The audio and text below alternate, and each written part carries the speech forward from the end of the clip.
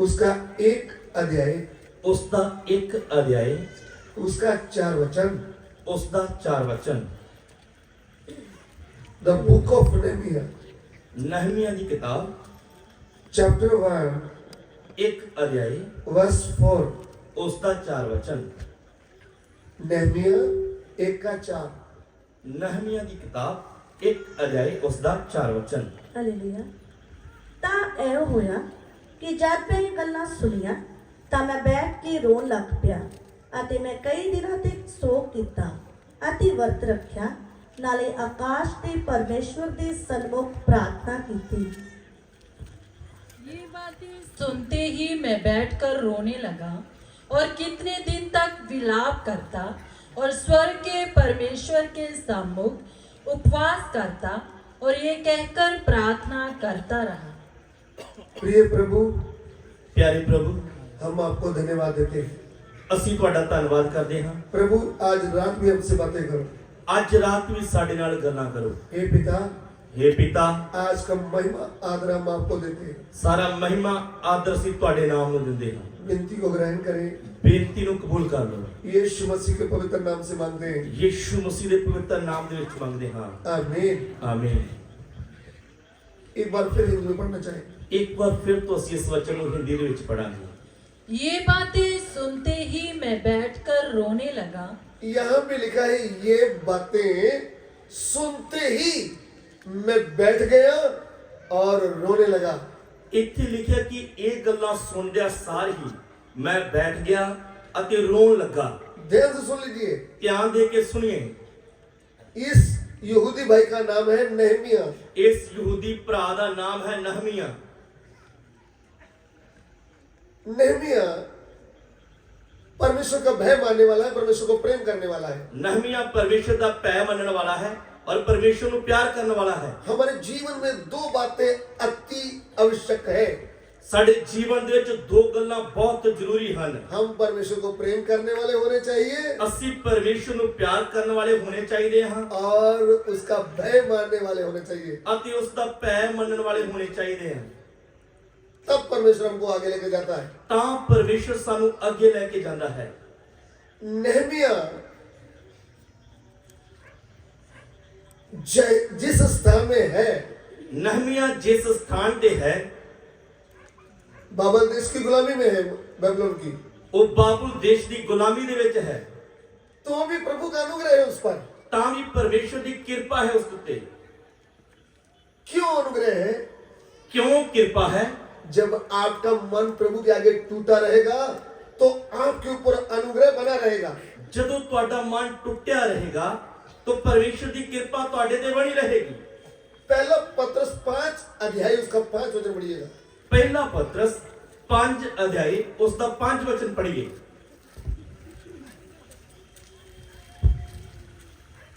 ਇਸੇ ਤਰ੍ਹਾਂ हे ਜਵਾਨੋ, ਬਜ਼ੁਰਗਾਂ ਦੇ ਅਧੀਨ ਹੋਵੋ, ਸਗੋਂ ਤੁਸੀਂ ਸਭੇ ਇੱਕ ਦੂਜੇ ਦੀ ਟਹਿਲ ਕਰਨ ਲਈ ਮਨ ਦੀ ਹਲੀਮੀ ਨਾਲ ਲੱਕ ਬੰਨੋ, ਇਸ ਲਈ ਜੋ ਪਰਮੇਸ਼ਵਰ ਹੰਕਾਰੀਆਂ ਦਾ ਸਾਹਮਣਾ ਕਰਦਾ ਹੈ ਪਰ ਹਲੀਮਾਂ ਨੂੰ ਕਿਰਪਾ ਬਖਸ਼ਦਾ ਹੈ।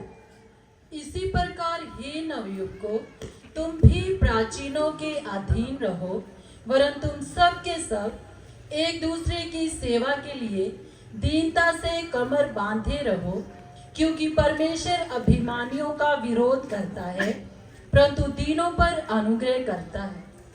ध्यान से सुन लीजिए, ਧਿਆਨ ਦੇ ਕੇ ਸੁਣ ਲਈਏ। यहाँ पे नेहमिया एक नौजवान व्यक्ति है। नहमिया एक नौजवान व्यक्ति है। नए नियम में प्रभु का वचन पवित्र आत्मा के द्वारा हमको क्या सिखाता है? ਨਵੇਂ ਨਿਯਮ ਵਿੱਚ ਪਰਮੇਸ਼ਰ ਦਾ ਵਚਨ ਸਾਨੂੰ ਕੀ ਸਿਖਾਉਂਦਾ ਹੈ? हे नवयुक्तो, हे जवानों, तुम भी बुजुर्गों के अधीन रहो। ਤੁਸੀਂ ਬਜ਼ੁਰਗਾਂ ਦੇ ਅਧੀਨ ਰਹੋ। क्यों ऐसा लिखा है? ਕਿਉਂ ਇਸ ਤਰ੍ਹਾਂ ਲਿਖਿਆ ਹੈ? जवानी में हम अपनी मर्जी कर सकते हैं। ਜਵਾਨੀ ਦੇ ਵਿੱਚ ਅਸੀਂ ਆਪਣੀ ਮਰਜ਼ੀ ਕਰ ਸਕਦੇ ਹਾਂ। नया जोश, नया खून हमारे अंदर घमंड आ सकता है, मेरे जैसा कोई नहीं है। ਨਵਾਂ ਜੋਸ਼, ਨਵਾਂ ਖੂਨ ਸਾਡੇ ਅੰਦਰ ਕਮਾਂਡ ਆ ਸਕਦਾ ਕਿ ਮੇਰੇ ਵਰਗਾ ਕੋਈ ਵੀ ਨਹੀਂ ਹੈਗਾ।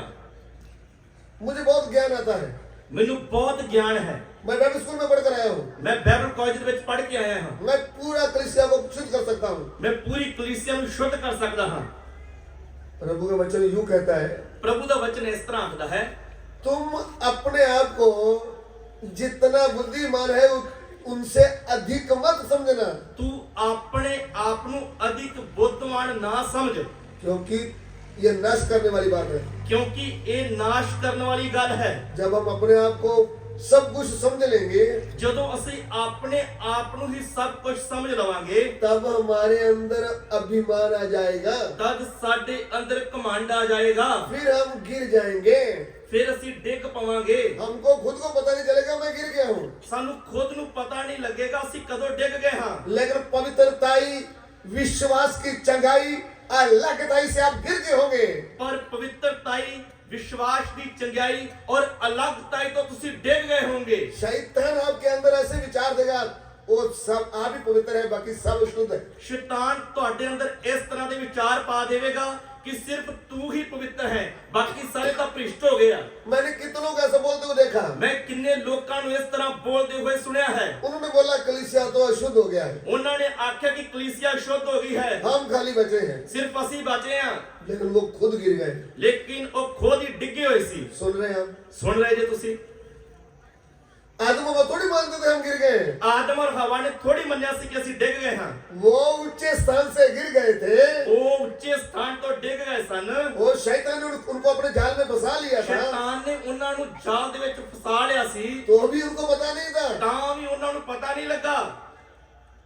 उनको क्या बोला गया था? उन्हां नु की आख्या गया सी, तुम परमेश्वर के तुल्य हो जाओगे, तुसी परमेश्वर दे समान हो जाओगे, आपको परमेश्वर की जरूरत ही नहीं। तानू परमेश्वर की जरूरत ही नहीं पाएगी। ऐसे शैतान वही है जो आदम से लड़ता आ रहा है, एक ओही शैतान है जो आदम दे नाल लड़दा आ रहा सी, अभी भी लड़ रहा है, आज भी लड़ रहा है। प्रभु यीशु के साथ लड़ा है, प्रभु यीशु दे नाल भी लड़या है, चेलों के साथ लड़ा है, चेलियां दे नाल लड़या है, वो अभी भी लड़ रहा है। वो हुण भी लड़ रहा है। कैसे?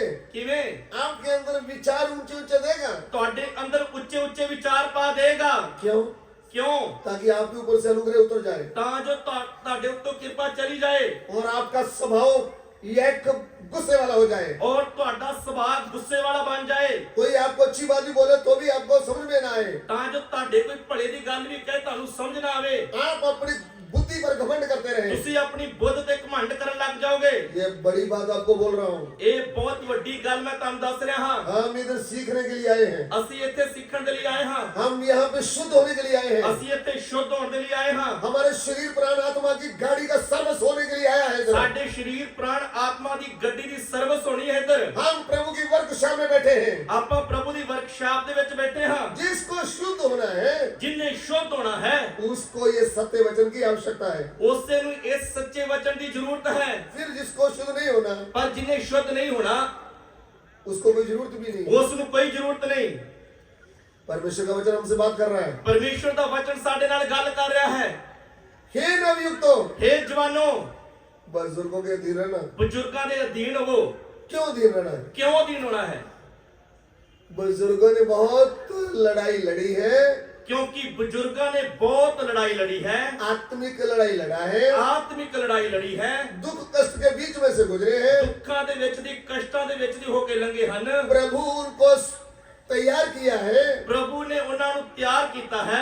आपको आने वाला मार्ग बता सकते हैं, ਇਹ ਤੁਹਾਨੂੰ ਆਉਣ ਵਾਲੇ ਮਾਰਗ ਦੇ ਬਾਰੇ ਦੱਸ ਸਕਦੇ ਹਨ। आपके ऊपर शैतान हमला करने के लिए आपको चौकस कर सकते हैं, ਤੁਹਾਡੇ ਉੱਪਰ ਸ਼ੈਤਾਨ ਹਮਲਾ ਕਰਨ ਲਈ ਜਾ ਰਿਹਾ ਇਸ ਗੱਲ ਤੋਂ ਤੁਹਾਨੂੰ ਚੌਕਸ ਕਰ ਸਕਦੇ ਹਨ।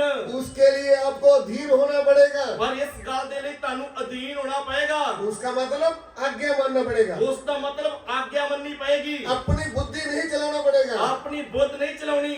तब आपके ऊपर युग न युग तक अनुग्रह बना रहेगा। ਤਾਂ ਤੁਹਾਡੇ ਉੱਤੇ ਯੁਗਾਨ ਯੁਗ ਤੱਕ ਕਿਰਪਾ ਬਣੀ ਰਹੇਗੀ। इस पृथ्वी में जब तक जीवित है तब भी अनुग्रह बना रहेगा, ਜਿੰਨੀ ਦੇਰ ਤੱਕ ਇਸ ਧਰਤੀ ਤੇ ਜਿਉਂਦੇ ਆ ਤਦ ਤੱਕ ਵੀ ਕਿਰਪਾ ਬਣੀ ਰਹੇਗੀ। वही अनुग्रह आपके काम आएगा। ਉਹੀ ਕਿਰਪਾ ਤੁਹਾਡੇ ਕੰਮ ਆਏਗੀ। इस बात को ध्यान से समझना। ਇਸ ਗੱਲ ਨੂੰ ਧਿਆਨ ਨਾਲ ਸਮਝੀਏ। नहमिया कौन है? नहमिया कौन है? राजा को अंगूर का जूस पिलाने वाला बड़े ऊंचे स्थान का व्यक्ति। ਰਾਜੇ ਨੂੰ ਅੰਗੂਰਾਂ ਦਾ ਜੂਸ ਪਿਆਉਣ ਵਾਲਾ ਬਹੁਤ ਉੱਚੇ ਅਹੁਦੇ ਤੇ ਨਿਯੁਕਤ ਕੀਤਾ ਵਿਅਕਤੀ। ध्यान से सुन लेना। ਧਿਆਨ ਦੇ ਕੇ ਸੁਣ ਲਈਏ। राजा को पिलाने वाला या खिलाने वाला चंगू मंगू सबको नहीं बोलते। ਰਾਜੇ ਨੂੰ ਪਿਲਾਉਣ ਵਾਲਾ ਖਿਲਾਉਣ ਵਾਲਾ ਇਹ ਕੰਮ ਹਰ ਕਿਸੇ ਨੂੰ ਨਹੀਂ ਦਿੱਤਾ ਜਾਂਦਾ। परख कर समझ कर फिर ये काम दिया जाता है। ਪਰਖ ਕੇ ਸਮਝ ਕੇ ਜੋ ਵਿਸ਼ਵਾਸ ਯੋਗ ਹੈ ਉਸ ਨੂੰ ਇਹ ਕੰਮ ਦਿੱਤਾ ਜਾਂਦਾ ਹੈ। यस, नहमिया विश्वास योग था। ਨਹਮੀਆ ਵਿਸ਼ਵਾਸ ਯੋਗ ਸੀ। राजा उनको परखा था। ਰਾਜੇ ਨੇ ਉਸ ਨੂੰ ਪਰਖ ਕੇ ਵੇਖਿਆ ਸੀ। तब राजा ने उसको बोला था आप मुझे पिलाने और खाने का काम करेंगे। ਔਰ ਰਾਜੇ ਨੇ ਉਹਦੀ ਵਿਸ਼ਵਾਸ ਯੋਗਤਾ ਵੇਖਦੇ ਹੋਏ ਉਸ ਨੂੰ ਇਹ ਪਿਲਾਉਣ ਖਿਲਾਉਣ ਦੀ ਜ਼ਿੰਮੇਵਾਰੀ ਦਿੱਤੀ ਸੀ। ये सब अनुग्रह ऊपर से हुआ है। ਇਹ ਸਾਰੀ ਕਿਰਪਾ ਉੱਪਰੋਂ ਹੋਈ ਹੈ।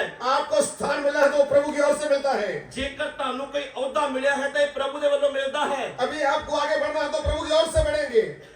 ਜੇਕਰ ਤੁਸੀਂ ਹੁਣ ਅੱਗੇ ਵਧਣਾ ਤਾਂ ਵੀ ਪ੍ਰਭੂ ਦੇ ਵੱਲੋਂ ਹੀ ਵਧੋਗੇ।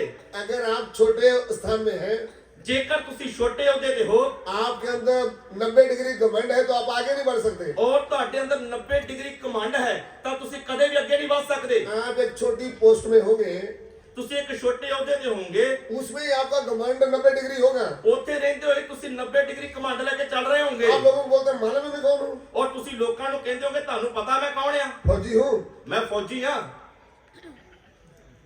आगे किसी ने बोल दिया आई एम सूबेदार।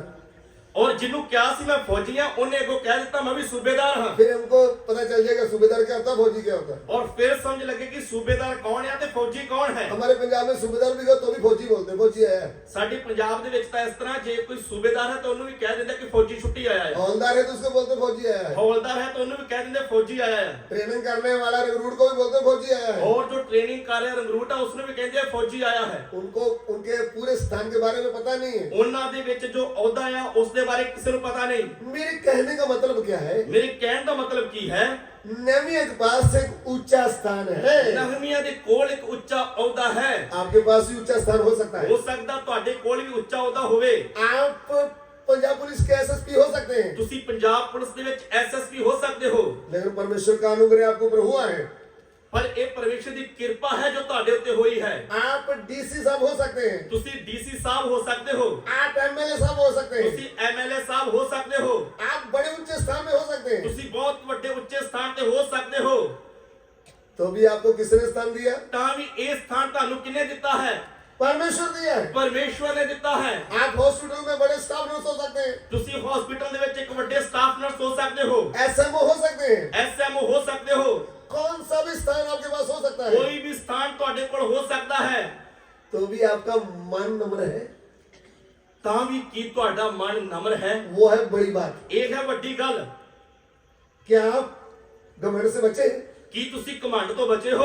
आप परमेश्वर का भय मानते हैं? ਕੀ ਤੁਸੀਂ ਪਰਮੇਸ਼ਰ ਦਾ ਭੈ ਮੰਨਦੇ ਹੋ? आप परमेश्वर को आदर देते हैं? ਕੀ ਤੁਸੀਂ ਪਰਮੇਸ਼ਰ ਨੂੰ ਆਦਰ ਦਿੰਦੇ ਹੋ? आप परमेश्वर को प्रेम करते हैं? ਕੀ ਤੁਸੀਂ ਪਰਮੇਸ਼ਰ ਨੂੰ ਪਿਆਰ ਕਰਦੇ ਹੋ? आप प्रभु की आराधना में सही समय में आते हैं? ਕੀ ਤੁਸੀਂ ਪ੍ਰਭੂ ਦੀ ਆਰਾਧਨਾ ਵਿੱਚ ਸਹੀ ਸਮੇਂ ਤੇ ਆਉਂਦੇ ਹੋ? आप अपने आप को छोटा बनाते हैं, प्रभु के दास की मैं आज्ञा मानूंगा? ਕੀ ਤੁਸੀਂ ਆਪਣੇ ਆਪ ਨੂੰ ਛੋਟਾ ਕਰਦੇ ਹੋ ਕਿ ਮੈਂ ਪ੍ਰਭੂ ਦੇ ਦਾਸ ਦੀ ਆਗਿਆ ਨੂੰ ਮੰਨਾਂਗਾ? वो प्रभु के दास मुझे कोई भी ड्यूटी दे दो, ਪ੍ਰਭੂ ਦੇ ਦਾਸ ਮੈਨੂੰ ਕੋਈ ਵੀ ਜ਼ਿੰਮੇਵਾਰੀ ਦੇ ਦਿਓ, चाहे मुझे जोड़ा रखने की ड्यूटी दे दो, ਭਾਵੇਂ ਮੈਨੂੰ ਜੋੜੇ ਸੰਭਾਲਣ ਦੀ ਜ਼ਿੰਮੇਵਾਰੀ ਦੇ ਦਿਓ, मैं तैयार हूँ प्रभु के घर में सेवा करने। ਮੈਂ ਪ੍ਰਭੂ ਦੇ ਘਰ ਦੇ ਵਿੱਚ ਤਿਆਰ ਹਾਂ ਸੇਵਾ ਕਰਨ ਦੇ ਲਈ। ऐसा मन चाहिए प्रभु को। ਐਸਾ ਮਨ ਪ੍ਰਭੂ ਨੂੰ ਚਾਹੀਦਾ ਹੈ। टूटा हुआ मन परमेश्वर के योग बलिदान है। ਟੁੱਟਾ ਮਨ ਪਰਮੇਸ਼ਰ ਦੇ ਯੋਗ ਬਲੀਦਾਨ ਹੈ। बहन लोगों का भी टूटा मन परमेश्वर को परिमाण होता है। ਭੈਣਾਂ ਦਾ ਵੀ ਟੁੱਟਾ ਮਨ ਪਰਮੇਸ਼ਰ ਕਬੂਲ ਕਰਦਾ ਹੈ। आमीन। ਆਮੀਨ। नहमिया ਨਹਮੀਆ टूटे मन का व्यक्ति है। ਟੁੱਟੇ ਮਨ ਦਾ ਵਿਅਕਤੀ ਹੈ। आप बोलेंगे आपने कौन सा देखा है? ਤੁਸੀਂ ਕਹੋਗੇ ਕਿ ਤੁਹਾਨੂੰ ਕਿਵੇਂ ਪਤਾ ਹੈ? मुझे प्रभु के वचन से पता चलता है। ਮੈਨੂੰ ਪਰਮੇਸ਼ਰ ਦੇ ਵਚਨ ਦੇ ਦੁਆਰਾ ਪਤਾ ਲੱਗਦਾ ਹੈ। यहाँ भी लिखा वह बातें सुनते ही ਇੱਥੇ ਲਿਖਿਆ ਉਹ ਗੱਲਾਂ ਸੁਣਦੇ ਸਾਰ ਹੀ रोने लग गया। ਰੋਣ ਲੱਗ ਗਿਆ। अरे कौन रोने लग गया? ਕੌਣ ਰੋਣ ਲੱਗ ਗਿਆ? राजा का बड़ा पैरोकार, ਰਾਜੇ ਦਾ ਸਾਕੀ, बहुत बड़े ऊंचे स्थान वाला। ਉੱਚੇ ਸਥਾਨ ਵਾਲਾ। ये क्यों रोता है? ਇਹ ਕਿਉਂ ਰੋਂਦਾ ਹੈ? अरे इसको तो हंसना चाहिए, ਇਹਨੂੰ ਤਾਂ ਹੱਸਣਾ ਚਾਹੀਦਾ ਆ, इसको तो घमंड दिखाना चाहिए ਇਹਨੂੰ ਤਾਂ ਆਪਣਾ ਕਮਾਂਡ ਦਿਖਾਉਣਾ ਚਾਹੀਦਾ ਸੀ कि मैं कौन हूं, कि मैं कौन हाँ, ये ऐसा नहीं है। इस तरह का नहीं है। सब कुछ तो प्रभु ने दिया है। सब कुछ तो प्रभु ने दिता है। बड़ा घर प्रभु ने दिया है, बड़ा घर प्रभु ने दिता है, बड़ा बुद्धि समझ प्रभु ने दिया है। बुद्ध समझ ज्ञान प्रभु ने दिता है। एक महीने का 1,50,000 जितना भी आप कमाते हैं सब प्रभु की ओर से हुआ है। एक महीने ਦਾ 1.5 ਲੱਖ ਅਸੀਂ ਕਮਾਉਂਦੇ ਆ, सब प्रभु ਦੇ ਵੱਲੋਂ ਹੋਇਆ ਹੈ। आपका उसमें कुछ नहीं है। ਸਾਡਾ ਉਹਦੇ ਵਿੱਚ ਕੁਝ ਵੀ ਨਹੀਂ। आप ऊंचे स्थान में तो प्रभु ने आपको दिया है। ਜੇਕਰ ਤੁਸੀਂ ਉੱਚੇ ਸਥਾਨ ਉੱਤੇ ਤਾਂ ਇਹ ਪ੍ਰਭु ਨੇ ਤੁਹਾਨੂੰ ਦਿੱਤਾ ਹੈ। हम इधर बैठे हैं तो प्रभु के अनुग्रह से बैठे हैं। ਜੇਕਰ ਅਸੀਂ ਵੀ ਇੱਥੇ ਬੈਠੇ ਹਾਂ ਤਾਂ ਪ੍ਰਭु ਦੀ ਕਿਰਪਾ ਦੇ ਦੁਆਰਾ ਹੀ ਬੈਠੇ ਹਾਂ। हम इधर बैठने के योग्य नहीं थे। ਅਸੀਂ ਇੱਧਰ ਬੈਠਣ ਦੇ ਯੋਗ ਨਹੀਂ ਸੀ। हम परमेश्वर के घर में घुस नहीं सकते थे। ਅਸੀਂ ਪਰਮੇਸ਼ਰ ਦੇ ਘਰ 'ਚ ਵੜ ਨਹੀਂ ਸੀ ਸਕਦੇ। हम पापी थे, परमेश्वर के बैरी थे, ਅਸੀਂ ਪਾਪੀ ਸੀ, ਪਰਮੇਸ਼ਰ ਦੇ ਵੈਰੀ ਸੀ। लेकिन उसका अनुग्रह हम पर हुआ ਪਰ है। ਉਹਦੀ ਕਿਰਪਾ ਸਾਡੇ ਉੱਤੇ ਹੋਈ ਹੈ। मुझे सुनने वाले प्रिय भाइयों बहनों, ਮੈਨੂੰ ਸੁਣਨ ਵਾਲੇ ਪਿਆਰੇ ਭੈਣੋ ਤੇ ਭਰਾਓ, आपके ऊपर भी अनुग्रह हुआ है। ਤੁਹਾਡੇ ਉੱਤੇ ਵੀ ਕਿਰਪਾ ਹੋਈ ਹੈ। ये बात सुन लीजिए। एक ਗੱਲ ਸੁਣ ਲਈਏ, अनुग्रह नहीं होता तो आपका उद्धार ही नहीं होता। ਜੇਕਰ ਉਹਦੀ ਕਿਰਪਾ ਨਾ ਹੁੰਦੀ ਸਾਡੀ ਮੁਕਤੀ ਨਹੀਂ ਹੋਣੀ ਸੀ। अनुग्रह से ही तुम्हारा उद्धार हो गया। ਕਿਰਪਾ ਦੇ ਦੁਆਰਾ ਹੀ ਤੁਸੀਂ ਬਚਾਏ ਗਏ ਹੋ। जब आपका अनुग्रह से उद्धार हुआ है ਜਦੋਂ ਕਿਰਪਾ ਦੇ ਦੁਆਰਾ ਤੁਹਾਡੀ ਮੁਕਤੀ ਹੋਈ ਹੈ, तब आप इस अनुग्रह के नीचे बने रहना ਤਾਂ है। ਤੁਸੀਂ ਇਸ ਕਿਰਪਾ ਦੇ ਅਧੀਨ ਬਣੇ ਰਹਿਣਾ ਹੈ। हालेलुया। ਹਾਲੇਲੂਇਆ। इसलिए लिखा परमेश्वर अभिमानियों का सामना करता है ਇਸ ਲਈ ਲਿਖਾ ਹੈ ਪਰਮੇਸ਼ਰ ਕਮੰਡੀਆਂ ਦਾ ਸਾਹਮਣਾ ਕਰਦਾ ਹੈ और अधीनों के ऊपर अनुग्रह करता है। ਔਰ ਗਲੀਮਾਂ ਨੂੰ ਕਿਰਪਾ ਬਖਸ਼ਦਾ ਹੈ। आपको अनुग्रह चाहिए तो आपको अधीन बनना पड़ेगा। ਜੇਕਰ ਤੁਹਾਨੂੰ ਕਿਰਪਾ ਚਾਹੀਦੀ ਹੈ ਤੁਹਾਨੂੰ ਹਲੀਮ ਬਣਨਾ ਪਏਗਾ। आप बोलेंगे हम परमेश्वर के अधीन होंगे, ਪਰ ਤੁਸੀਂ ਜੇਕਰ ਕਹੋਗੇ ਨਹੀਂ ਮੈਂ ਤਾਂ ਸਿੱਧਾ ਪਰਮੇਸ਼ਰ ਦੇ ਅਧੀਨ ਹੀ ਹੋਵਾਂਗਾ, मैं किसी दास के अधीन नहीं हूँ। ਮੈਂ ਨਹੀਂ ਕਿਸੇ ਦਾਸ ਦੇ ਅਧੀਨ ਰਹਿੰਦਾ। भैया, ਭਾਈ ਸਾਹਿਬ, बहन जी, ਭੈਣ ਜੀ, आपने परमेश्वर को देखा है? ਕੀ ਤੁਸੀਂ ਪਰਮੇਸ਼ਰ ਨੂੰ ਦੇਖਿਆ ਹੈ? अरे परमेश्वर भेजा हुआ दास तो आपके पास आया था, ਪਰਮੇਸ਼ਰ ਦੇ ਵੱਲੋਂ ਭੇਜਿਆ ਦਾਸ ਤੁਹਾਡੇ ਕੋਲ ਆਇਆ ਸੀ। वही तो ये वचन लेकर आया था। ਉਹੀ ਤਾਂ ਵਚਨ ਲੈ ਕੇ ਆਇਆ ਸੀ। उसने तो आपको प्रभु यीशु के क्रूस के बारे में बताया था। ਉਸੇ ਨੇ ਤਾਂ ਆਣ ਕੇ ਤੁਹਾਨੂੰ ਪ੍ਰਭੂ ਯੀਸ਼ੂ ਦੀ ਸਲੀਬ ਦੇ ਬਾਰੇ ਦੱਸਿਆ ਸੀ। तब आपके अंदर विश्वास आया था, ਔਰ ਵਚਨ ਸੁਣ ਕੇ ਤੁਹਾਡੇ ਅੰਦਰ ਵਿਸ਼ਵਾਸ ਆਇਆ ਸੀ। तभी तो आपने विश्वास करके बपतिस्मा लिया। ਔਰ ਤੁਸੀਂ ਵਿਸ਼ਵਾਸ ਕਰਕੇ ਬਪਤਿਸਮਾ ਲਿਆ ਸੀ। प्रभु ने आपके जीवन में कार्य किया। ਪ੍ਰਭੂ ਨੇ ਤੁਹਾਡੇ ਜੀਵਨ ਦੇ ਵਿੱਚ ਕੰਮ ਕੀਤਾ। ये बात आपको समझना पड़ेगा। ਇਹ ਗੱਲ ਤੁਹਾਨੂੰ ਸਮਝਣੀ ਪਏਗੀ। कौन आया था? ਕੌਣ ਆਇਆ ਸੀ? आपके जैसा एक सेवक आपकी भाषा बोलने वाला। ਤੁਹਾਡੇ ਵਿੱਚੋਂ ਹੀ ਇੱਕ ਸੇਵਕ ਤੁਹਾਡੀ ਭਾਸ਼ਾ ਬੋਲਣ ਵਾਲਾ। परमेश्वर अपने सेवकों को खड़ा किया है। ਪਰਮੇਸ਼ਰ ਨੇ ਆਪਣੇ ਸੇਵਕਾਂ ਨੂੰ ਖੜੇ ਕੀਤਾ ਹੈ उन्होंने आपके बीच में भेज देता है। ਔਰ ਉਹਨਾਂ ਨੂੰ ਤੁਹਾਡੇ ਵੱਲ ਭੇਜਦਾ ਹੈ। वो बोलता है जो मुझे ग्रहण करता है, जो आपको ग्रहण करता है वो मुझे ग्रहण करता है। ਉਹ ਕਹਿੰਦਾ ਜੋ ਤੁਹਾਨੂੰ ਕਬੂਲ ਕਰਦਾ ਹੈ ਉਹ ਮੈਨੂੰ ਕਬੂਲ ਕਰਦਾ ਹੈ। जो आपको तुच्छ जानता है वो मुझे तुच्छ जानता है। ਜੋ ਤੁਹਾਨੂੰ ਤੁੱਛ ਜਾਣਦਾ ਉਹ ਮੈਨੂੰ ਤੁੱਛ ਜਾਣਦਾ ਹੈ। ये भी वचन है। ਇਹ ਵੀ ਵਚਨ ਹੈਗਾ ਹੈ।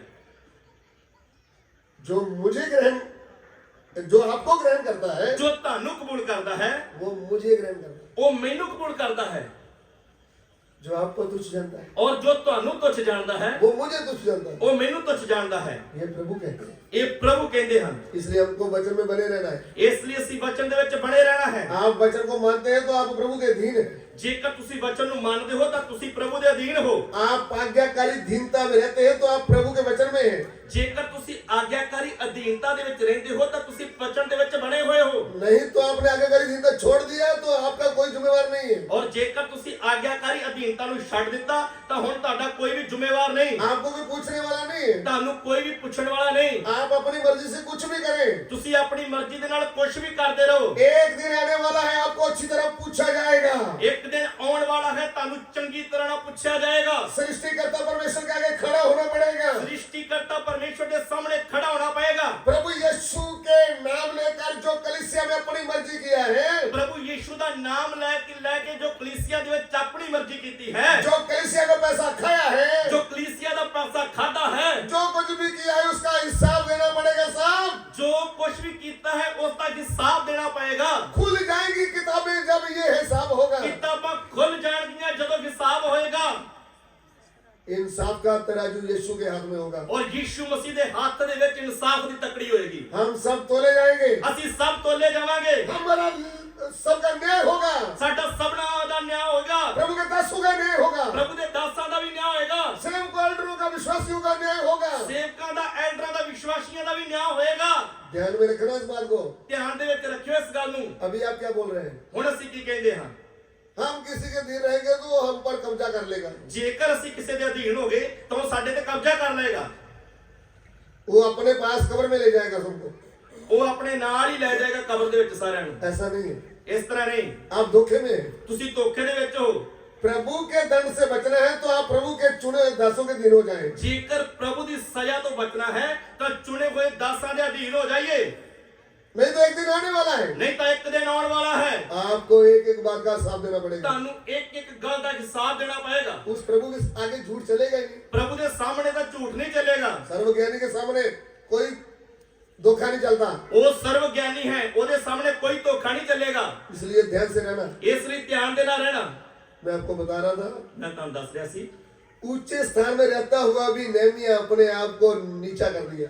ਕਿ ਉੱਚੇ ਸਥਾਨ ਤੇ ਰਹਿਣ ਵਾਲੇ ਨਹਮੀਆ ਨੇ ਵੀ ਆਪਣੇ ਆਪ ਨੂੰ ਨੀਵਾਂ ਕਰ ਲਿਆ।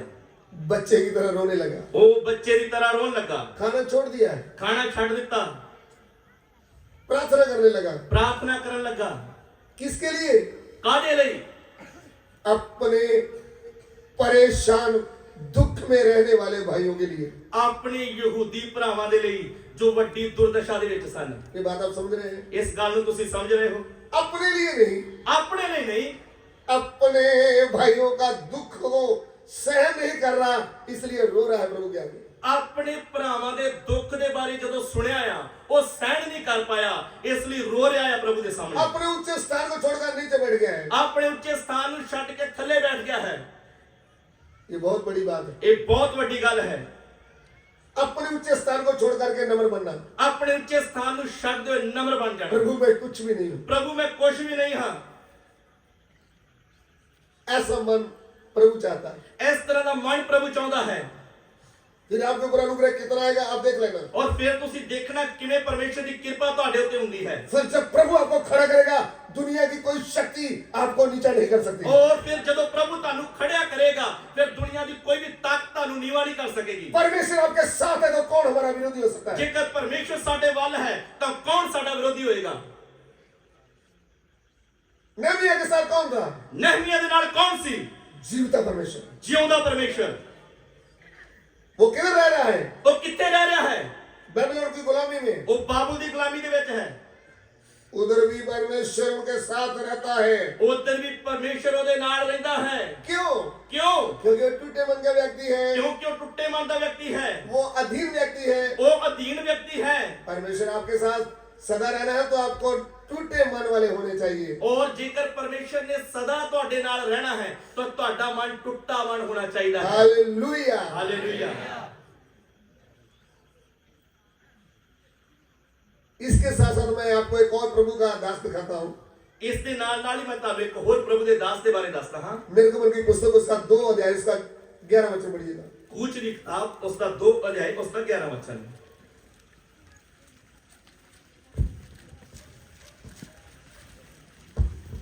ਹਾਲੇਲੂਇਆ। ਫਿਰ ਕਿ ਉਹਨਾਂ ਦਿਨਾਂ ਵਿੱਚ ਜਦ ਮੂਸਾ ਵੱਡਾ ਹੋਇਆ ਤਾਂ ਉਸ ਆਪਣੇ ਭਰਾਵਾਂ ਕੋਲ ਬਾਹਰ ਜਾ ਕੇ ਉਹਨਾਂ ਦੇ ਭਾਰਾਂ ਨੂੰ ਡਿੱਠਾ ਔਰ ਉਸਨੇ ਇੱਕ ਮਿਸਰੀ ਨੂੰ ਵੇਖਿਆ ਜੋ ਉਸਦੇ ਭਰਾਵਾਂ ਵਿੱਚੋਂ ਇੱਕ ਇਬਰਾਨੀ ਨੂੰ ਮਾਰ ਰਿਹਾ ਸੀ। बस ऐसा हुआ कि जब मूसा जवान हुआ और बाहर अपने भाई बंधुओं के पास जाकर उनके दुखों पर दृष्टि करने लगा, तब उसने देखा कि एक मिस्री जन उसके एक इब्री भाई को मार रहा है। आमीन। अभी ऊपर ध्यान दें। ਹੁਣ ਧਿਆਨ ਉੱਪਰ ਧਿਆन दीजिए। आप बोलेंगे प्रभु के दास। ਤੁਸੀਂ ਆਖੋਗੇ ਪ੍ਰਭੂ ਦੇ ਦਾਸ। नेहमिया एक साल मूसा किधर आ गया? ਨਹਮੀਆ ਬਾਰੇ ਸਿੱਖ ਰਹੀ ਸੀ ਵਿੱਚ मूसा ਕਿੱਧਰੋਂ ਆ ਗਿਆ ਹੈ। आप थोड़ा आत्मा में समझेंगे तो आपको बात समझ में आएगा। ਔਰ ਜੇਕਰ ਤੁਸੀਂ ਆਤਮਾ ਦੇ ਦੁਆਰਾ ਸਮਝੋਗੇ ਤਾਂ ਫਿਰ ਤੁਹਾਨੂੰ ਗੱਲ ਸਮਝ ਆਏਗੀ। नेहमिया रोने क्यों लग गया? ਨਹਮੀਆ ਕਿਉਂ ਰੋਣ ਲੱਗ ਗਿਆ? नेहमिया खाने को छोड़ दिया है? ਨਹਮੀਆ ਨੇ ਕਿਉਂ ਖਾਣਾ ਛੱਡ ਦਿੱਤਾ? नेहमिया प्रार्थना को कर रहा है? ਨਹਮੀਆ ਪ੍ਰਾਰਥਨਾ ਕਿਉਂ ਕਰ ਰਿਹਾ ਹੈ? अपने यहूदी भाइयों का दुख उसने सुना है। ਆਪਣੇ ਯਹੂਦੀ ਭਰਾਵਾਂ ਦੇ ਦੁੱਖ ਬਾਰੇ ਉਹਨੇ ਸੁਣਿਆ ਹੈ। इधर में मूसा की बात करते हैं। ਇੱਧਰ मूसा ਦੀ ਗੱਲ ਕਰਦੇ ਹਾਂ। ये मूसा जी किधर रहते हैं? ਇਹ मूसा जी ਕਿੱਥੇ ਰਹਿੰਦੇ ਹਨ? वो बचपन से ही मिस्र के महल में पालन पोषण हुआ है। मूसा ਦਾ पालन पोषण बचपन तो ही मिस्र ਦੇ ਮਹਿਲ ਦੇ ਵਿੱਚ ਹੋਇਆ ਹੈ। आपको मालूम मूसा के समय में माहौल कैसा था? ਤੁਹਾਨੂੰ ਪਤਾ ਹੋਏਗਾ ਕਿ मूसा ਦੇ ਸਮੇਂ ਮਾਹੌਲ ਕਿਸ ਤਰ੍ਹਾਂ ਦਾ ਸੀ। बच्चा पैदा हो गया इसराइलियों के घर में तो जमते ही पैदा होते ही उसको मार डालना है। ਜੇਕਰ ਇਸਰਾਇਲੀ ਲੋਕਾਂ ਦੇ ਘਰ ਵਿੱਚ ਲੜਕਾ ਪੈਦਾ ਹੋ ਗਿਆ ਤਾਂ ਜਨਮ ਲੈਂਦਿਆਂ ਸਾਰੀ ਉਸ ਲੜਕੇ ਨੂੰ ਮਾਰ ਦੇਣਾ ਹੈ। और लड़की है तो रख लेना है। ਔਰ ਜੇਕਰ ਲੜਕੀ ਹੈ ਤਾਂ ਉਹਨੂੰ ਜਿਉਂਦਾ ਰੱਖਣਾ ਹੈ। ऐसा माहौल था। ਇਸ ਤਰ੍ਹਾਂ ਦਾ ਮਾਹੌਲ ਸੀ। फिर आगे ਫਿਰ ਅੱਗੇ क्या करना है? ਕੀ ਕਰਨਾ ਹੈ? उसको पानी में डाल देना है। लड़के को पानी में डाल देना है। ਲੜਕੇ ਨੂੰ ਪਾਣੀ ਦੇ ਵਿੱਚ ਰੋੜ ਦੇਣਾ ਹੈ। ऐसा माहौल था। ਇਸ ਤਰ੍ਹਾਂ ਦਾ ਮਾਹੌਲ ਸੀ।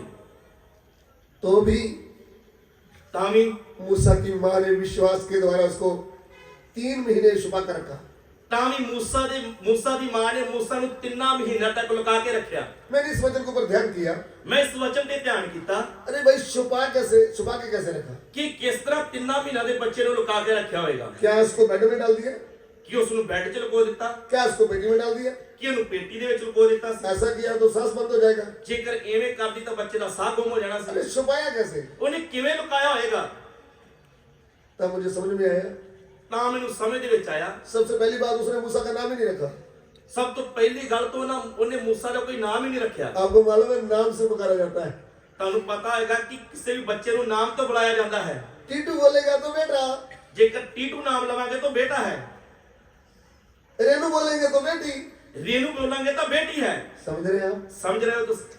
जब नाम ही नहीं है, ਪਰ ਜਦੋਂ ਬੱਚੇ ਦਾ ਨਾਮ ही नहीं ਰੱਖਿਆ किसी को पता ही नहीं है ये बेटा है बेटी है। ਤਾਂ ਕਿਸੇ ਨੂੰ ਕਿਵੇਂ ਸਮਝ ਲੱਗੇਗੀ ਇਹ ਬੇਟਾ ਹੈ ਜਾਂ ਬੇਟੀ ਹੈ? उठाए रहती है विश्वास के साथ। ਉਹ ਆਪਣੇ ਬੱਚੇ ਨੂੰ ਵਿਸ਼ਵਾਸ ਦੇ ਨਾਲ ਚੁੱਕੀ ਰਹਿੰਦੀ ਹੈ। कभी भी दूसरों के सामने उसकी पैंटी नहीं बदलती। ਕਦੇ ਵੀ ਦੂਸਰਿਆਂ ਦੇ ਸਾਹਮਣੇ ਉਸ ਦੀ ਪੈਂਟੀ ਨਹੀਂ ਬਦਲਦੀ पता ही ना चले। ਤਾਂ ਜੋ ਕਿਸੇ ਨੂੰ ਪਤਾ ਹੀ ਨਾ ਲੱਗੇ।